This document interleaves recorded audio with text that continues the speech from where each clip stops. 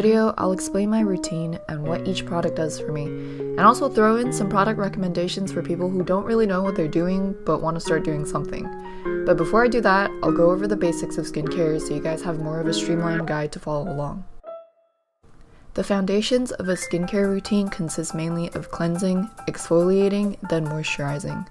There are other optional steps that can be added such as toners, serums, actives, and sunscreen, but I wouldn't worry about them because it can be overwhelming. Actually, sunscreen is pretty important. I would consider that to be necessary unless you literally never go outside. I never really go outside during the day, so I only apply it when I know I'm gonna get beat down by UV rays. So you only have to focus on these three and sunscreen if you go outside. Cleansers are pretty self-explanatory. They help wash away any surface buildup of oil or dirt on your face after a long day or night. Some people, including me, don't need a cleanser for a day routine because I don't get too oily when I wake up, so I just rinse with water and I'm good. Exfoliation helps dead skin shed away faster, prevent clogged pores, and fewer breakouts if done regularly. There's physical exfoliation and chemical exfoliation. Physical exfoliation is using stuff like a cleansing scrub, a konjac sponge, or anything that you physically rub at your skin with, and you do this in the cleansing step. Chemical exfoliation is like exfoliation on crack. It penetrates into your skin to do the exfoliating at a deeper and more efficient level. I personally prefer chemical, but if you're not careful, you can burn your skin. I'll explain how to avoid that in a bit. Okay, it's not really like burning, it's more like irritating, okay? Your skin isn't gonna slough off. And within chemical exfoliation, there are AHAs and BHAs.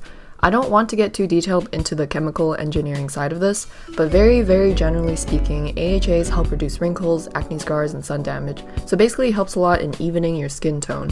AHAs also make you very sensitive to sunlight, so you must wear sunscreen if you want to use them at their fullest potential. Also, I should mention, chemical exfoliation products may not always come after cleansing. It depends. Like everything in skincare, it kind of depends. BHAs penetrates into your pores and help reduce comedone bumps, blackheads, blemishes, and all-around acne problems. Typically, BHAs come after cleansing. I'd recommend BHAs if you're looking for a simple chemical exfoliant. Most people don't need a combination of both AHAs and BHAs. If your exfoliation comes after cleansing, you may find your skin to be drier and feels tighter than usual, so it's important to moisturize. Moisturizer is pretty self-explanatory too, it moistens you. If you're an outdoors person, which I doubt most of the people watching this are, you should definitely be wearing sunscreen to prevent sun damage and future wrinkles, and especially if you implement AHAs in your routine. Asians look so young even when we're 60 because we avoid the sun like the plague. That's why you always see old Asian grannies with their visors and umbrellas. But Dad, what product should I use? Dude, I just said I'd list recommendations after I go over my routine and what they do for me, so you guys have a better guideline of what you want to do. So to get started on my morning routine, I just woke up and already went ahead and rinsed my skin with water. So I start on my routine right after. I don't know why I look like I'm being held at gunpoint. I'm not used to being filmed like this. Then I wipe my skin with a stridex pad. It is a BHA chemical exfoliant with 2% salicylic acid. As mentioned before, it penetrates pores to reduce breakouts, blackheads, and reduce bumps. Typically, you wipe it all over your face and leave the residue on for 5 to 10 minutes to sink in, then continue your routine on top of it. It'll have a drying sensation the longer you wait, and I only wait 3 to 5 minutes because it gets really dry for me.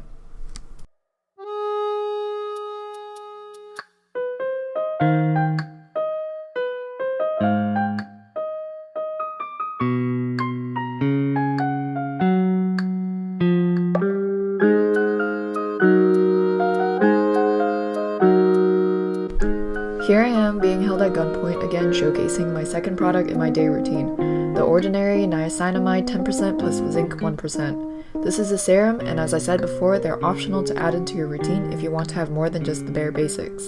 The serum containing niacinamide helps even skin texture and tone and is absorbed very quickly after the BHA stridex. It's compatible with most actives such as BHAs, AHAs, and retinols.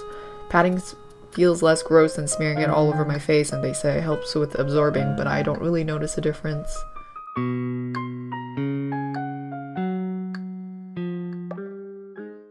And then I use my hydrating toner, Hada Labo Gokujyun lotion. It's a clear, watery substance and easily spreadable. It also contains hyaluronic acid, which helps with moisture retention, and I find it helps my heavy moisturizer that I apply right after absorb a lot faster. Pat, pat, pat.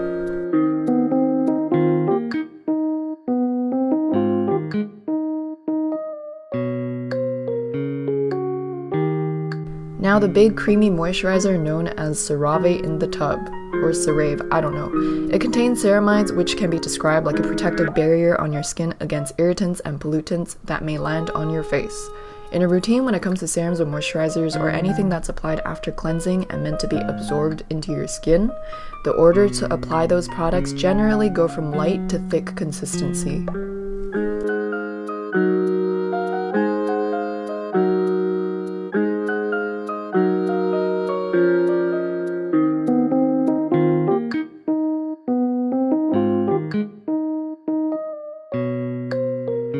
I don't think I went outside that day, so I didn't wear sunscreen. But if I do, I use Skin Aqua UV Super Moisture Gel that I got from Japan. A lot of Japanese sunscreens are raved about because they feel lightweight and absorb very quickly instead of leaving the usual sticky, greasy residue sunscreens are known for doing. The Biore UV Watery Essence is also very popular, but it smells like shit to me, so...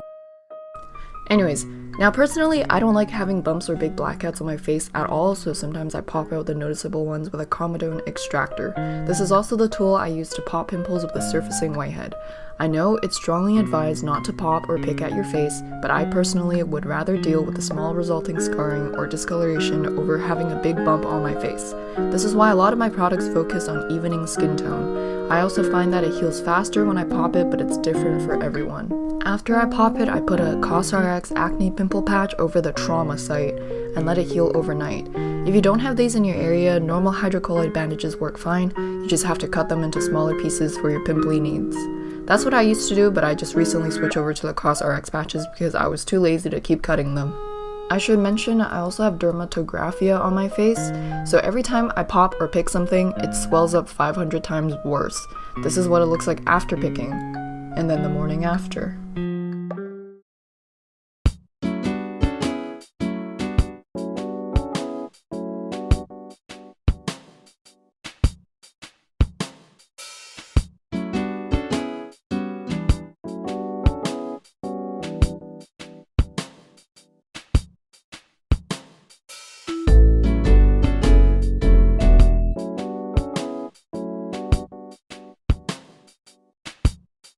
Now for my night routine.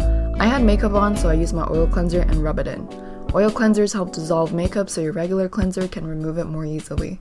I've used about 3 different brands of Japanese oil cleansers before, and they all more or less work the same, so I don't think it matters too much which one you get specifically.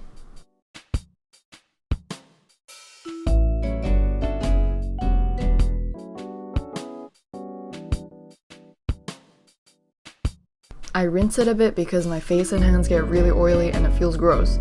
Then I use my cosrx Good Morning Low pH cleanser.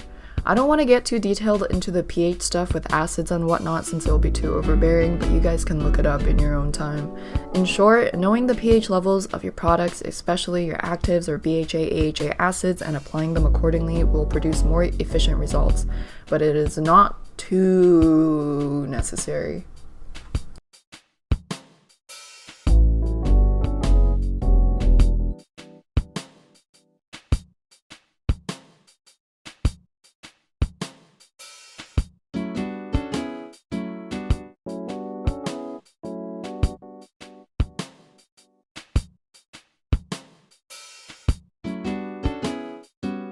Then I use my Reversa Anti-Spot Nightcare. This is an AHA with glycolic acid, which helps even out skin tone and promotes skin turnover rate.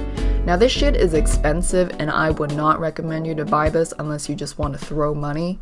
There are other AHAs which do the same thing and I'll get into product recommendations after, but my reason for buying this is because it's the only AHA I found for myself that doesn't smell like ass and is more of a cream type product so I can apply it faster.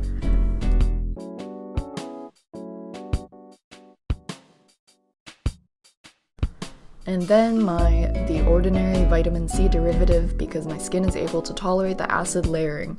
If you're just getting started on chemical exfoliants or AHAs or BHAs, you will irritate your skin using too many products with active ingredients. So please, please, please be careful and be slow with introducing acids into your routine.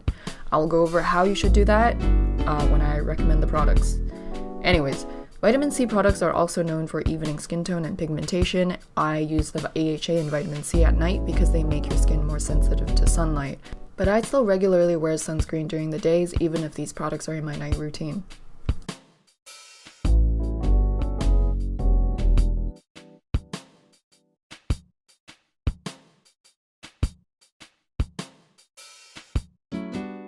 Then I finish up with my hada, labo, and cerave that I use in my morning routine, which I already described what they do.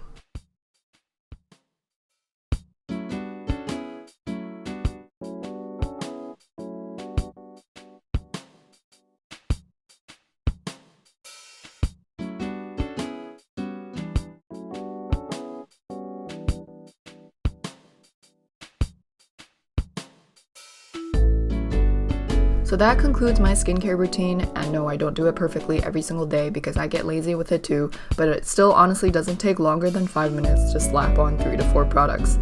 I don't have the patience to do 30-minute 10-step routines, and I tried that when I was a teenager before because I was desperate for nice skin, and all it did was kill my wallet because I didn't properly do my research on ingredients and just blindly followed a trend. So yeah, just because a product works really well for someone else doesn't mean it'll be the same for you, unfortunately. And also be wary of people trying to sell you sponsorship that they don't even use themselves. Now for product recommendations and substitutions. This is mostly for people who have no idea what they're doing, and I know it can be overwhelming, so I can list a few basic products you can get started on. If you already have a routine and know what you're doing, you're good.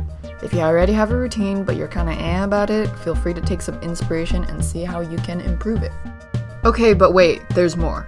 It's important to know how to patch test new products to slowly introduce them into your routine. I know it's exciting to try a bunch of stuff to see what will magically improve your skin, but the downside is that one product may end up completely fucking you over. So here's how to avoid it with patch testing. Patch testing is basically slowly applying a new product on your skin to test for any reactions. For example, you may apply a new lotion on one side of your jawline for a few days, then move on to your cheeks, then move on to more acne-prone or sensitive areas of your face to see if it makes it better or worse. How long you should patch test for will depend on the individual, and if you want to patch test multiple products at once, don't use the same areas of your face so you can tell which product doesn't work for you and which product does. And now we can finally get to it. For cleansers, CeraVe and Cetaphil are good brands to start with. They both carry simple cleansing products.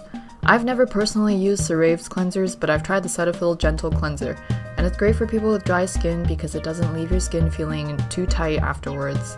Be careful with cleansers that have plastic microbeads in them because they're bad for the environment.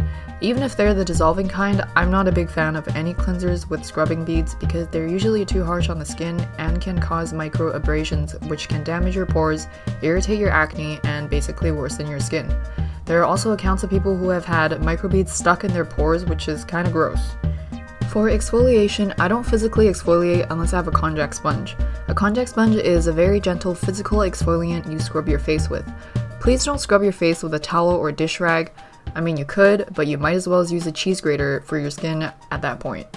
For chemical exfoliation, I recommend brands such as cosrx, Paula's Choice, and stridex because I've had personal experiences with these and they worked well. For BHAs, which mostly target blackheads and reduce acne, the active ingredient you want to look for is salicylic acid, and it most commonly comes in 2% like in the Stridex Maximum Strength pads. I don't think Stridex is available in Canada, but you can find other pad brands with 2% salicylic acid very commonly in drugstores for around $5 to $8. I don't like using liquid BHAs or AHAs that cosrx and Paula's Choice carries because they smell weird. If you're just starting to introduce chemical exfoliants into your routine, you have to slowly build up your skin's tolerance to it. For example, I'd start with using a Stridex pad once a week to twice a week to once every other day and eventually every day.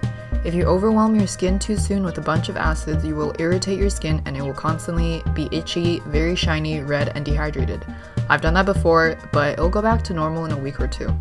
I'm not going to mention too much about serums, but my favorite brand for them is The Ordinary with very affordable prices.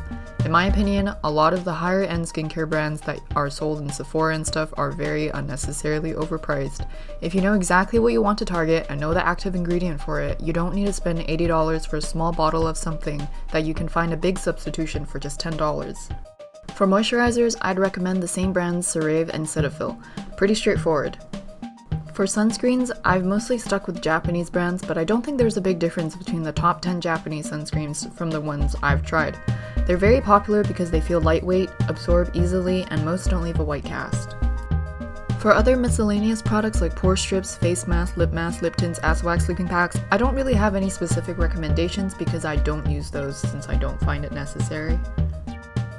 I know there's also a lot of debate on whether or not pore strips work, the blackhead ones for your nose, and in my opinion they do clear up dots on your nose, especially if you tend to have a lot, but using those regularly will damage your pores because of how abrasive it is. If you really need it to clear your nose up, I would say use it very sparingly and only when you really have to. I never use those because the chemical exfoliation helps keep my blackheads at bay. Also, one of the biggest culprits of acne for me was dairy. I found out when I drank chocolate milk for a week straight and had painful cystic pimples all over my face. So I cut dairy out completely and my skin has been so much better since. So, you could try that for a week or two to see how it goes because it's not actually that uncommon. So yeah, that concludes my skincare video. I hope it helped some of you and I hope it inspired some people to get into skincare because when I was a teenager, having bad skin was a huge blow to my self-esteem. But good luck to all of you and I hope you guys can find something that works.